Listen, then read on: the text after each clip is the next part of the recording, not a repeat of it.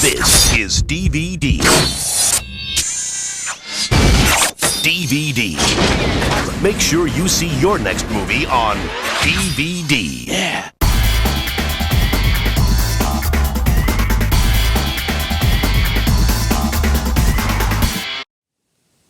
Hello everyone, and welcome to another episode of Player One Start. Today we have an interesting topic. Do these DVD repair kits that they sold in stores, and I'm now finding in all these thrift shops and garage sales, do they actually work?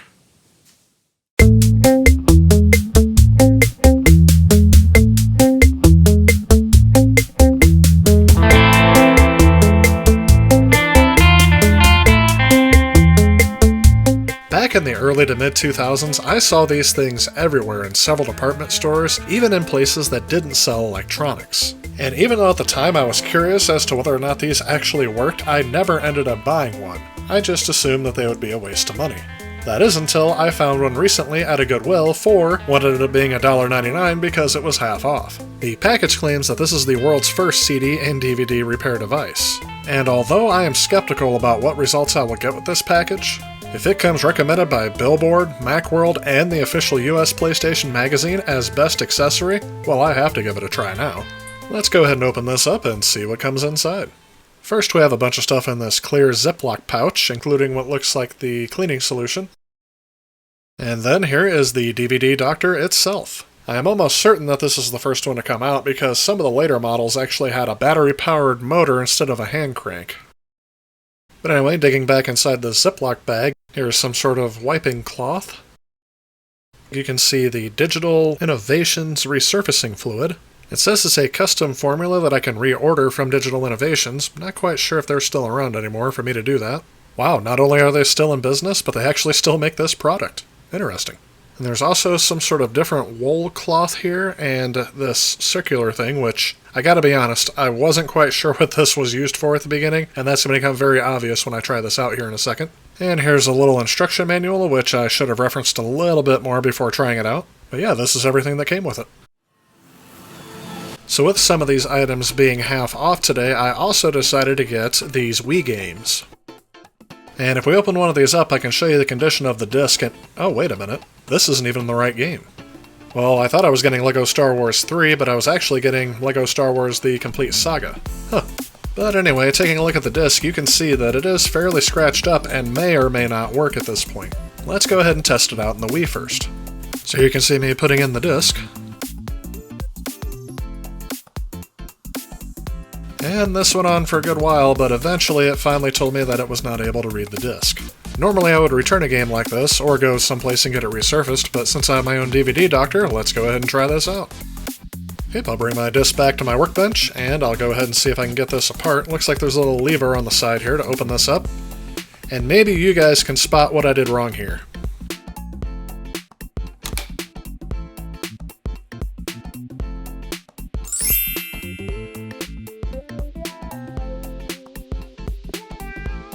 Well, this is embarrassing. Sadly, this went on for longer than it really should have. I actually went through and was trying to figure out why the disc wasn't spinning around inside of this device, and this went on for an uncomfortable amount of time, to where if I would have just looked slightly off to the right and seen that that little base plate was not being used, I guess I could have saved myself a lot of grief here. But I actually ended up going through and manually turning the disc, assuming that this was broken somehow, and yeah, then I finally realized, oh, I didn't put this in right. So, whoops, let's try this again.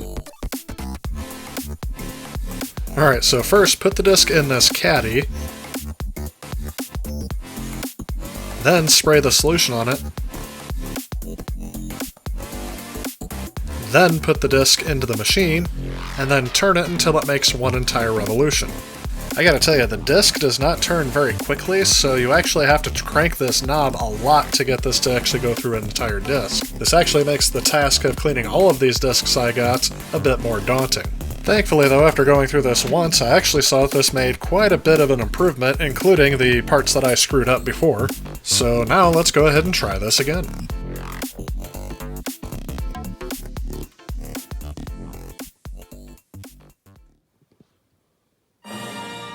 Well, would you look at that? It looks like this is actually working pretty good. I gotta tell you, looking at that disc, I was actually a bit skeptical still because there were still a lot of scratches on there, but I'm wondering if this just removed enough of the debris or markings that were on the back to make the disc readable again. But if past experience has taught me anything, it's that if a game boots, it doesn't necessarily mean that the entire game's going to work, so let's go ahead and boot up a level and see how that works.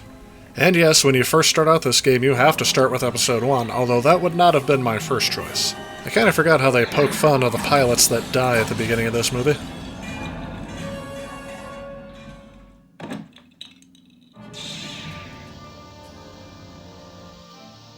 But yeah, the controls are responsive, it looks like I can move around the room, and I didn't run into any glitches after playing this for about 10-15 minutes, so yeah, I'd say this is a pretty good result.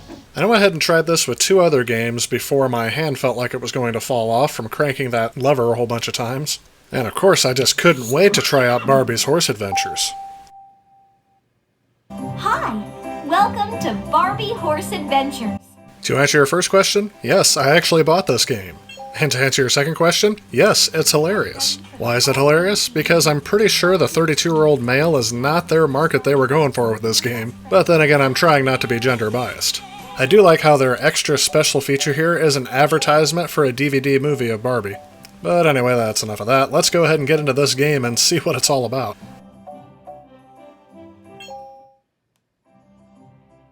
The game begins with this very unnecessarily long cutscene that I don't remember if I just couldn't skip or that I didn't skip it.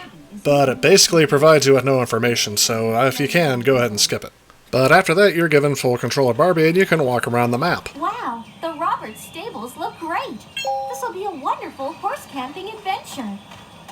Hi, Barbie. In some way, this reminds me of Grand Theft Auto. But then I ran into a little bit of an issue. I was trying to run to this lady here, and I found out that I was still running even though I wasn't pressing anything on the Wii controller. I don't know why it was doing this, maybe it was some sort of auto-run feature so that you can do other things, but I didn't appreciate this very much. Welcome to Equestria, Barbie. We're sure you'll love the summer camp here. But anyway, you complete a mission, and then you go on to someone else, and then they give you a mission to pick out clothes, and that's when the game decided to lock up. So that's as far as I got. Now here we have Toy Story 3. And this disc was in pretty bad shape as well, so I'm also very surprised that it booted up. One thing that's good about watching the opening video cutscenes is that it didn't skip at all. If it skipped during video playback, that's a telltale sign that the disc is still having trouble being read. But playing through the first level, I didn't run into any issues. The game performed flawlessly, and I didn't notice any music drop out or anything. That is, until I got to this part. All of a sudden, I noticed that my jump button just quit working. I couldn't jump over this gap. No matter how many times I went through it, I just kept falling in, even though I was very forcefully pressing the jump button. And I was starting to get really irritated, and then, for some strange reason, this happened. I had only seen something very similar to this one time before, and that clued me into the fact that the disc was just not reading correctly. Which is a shame, because this game was really fun up until this point. And yes, I ran the disc through the machine a couple more times, but somewhere along the line it just stopped reading the disc. So yeah, that means that this disc is not entirely repaired. And after running it through that machine a few more times, I just finally gave up. My arm got tired of actually turning that wheel a whole bunch of times. I will say the disc looks a lot better, but it is not up to full working condition. And I tried this product out on every other disc that didn't work, and they either still didn't work or ran into issues each time. But there is another solution to this problem. Usually if you go to retro game stores, they have a professional disc resurfacing machine in them. And if you ask them, usually there's a fee, but they'll resurface each disc for you. Thankfully, I was able to get the store in my area to resurface them, and it didn't really cost me too much per disc. And since I didn't have a lot of games I needed to resurface, this was actually a very viable method and very affordable. So here are 3 games and 1 movie that I decided to go ahead and get resurfaced. None of these were working well before I took them in. And here are what the discs looked like before I brought them into the professional resurfacer, but after I had run them through the DVD doctor. At this point, I'm just hoping that I didn't damage these discs beyond repair, as that is a warning they have on this machine. Some of these scratches run quite deep, even though they don't show up well on camera. When I went to the store, they told me it would be about 10 to 15 minutes possibly per disc, so I had about an hour to browse around their game selection while I was waiting. This store has a selection of games from almost every era of video gaming since the 1980s. Looking through PS4, back to PS1, and even Sega CD. And yep, this copy of Mortal Kombat for $12.99 did catch my eye. It is complete and the case is undamaged. Don't find these too often. And if I was one to collect complete in-box NES and Super Nintendo games, this would be the place I would go. Unfortunately, the pricing is a bit too high, and I already own most of these games without the box. And, it's not too often I find Virtual Boy games, and that's about right for the price. I was in this store so long I actually started getting bored enough to look at their used Apple Watches, for no reason. But then this caught my eye. This is a modern recreation of the N64 controller that you can actually hold comfortably in your hand. I may have to pick this up sometime. But anyway, without spending too much money, I was able to get these discs back to my house. And they look pretty good, but how do they play? Totally adorable. No problem. I'm ready. Oh, no, that was worth it right there. I'm gonna note that I actually decided to start playing these on my Wii U so I can capture these over HDMI. So yeah, that's not a bad result at all. Let's have another look at Toy Story. Despite having to play through the first part of the game, I was actually able to complete this level. Another fantastic result. Moving on to Press Your Luck, this is a game I couldn't get to boot at all. And now it ran through an entire game without any issues. And now we'll take a look at that movie that wouldn't boot from any DVD player that I had, and...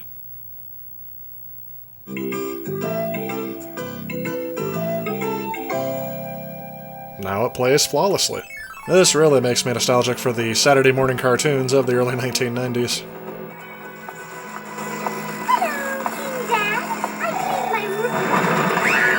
No chocolate-covered cockroach snacks? No tripping old ladies? No fun of any sort for a whole month. And these things came out looking like I thought they should. Now there are no scratches, there are no flaws, the disc looks almost brand new. Thankfully, I didn't damage the disc beyond repair when I was using that other machine.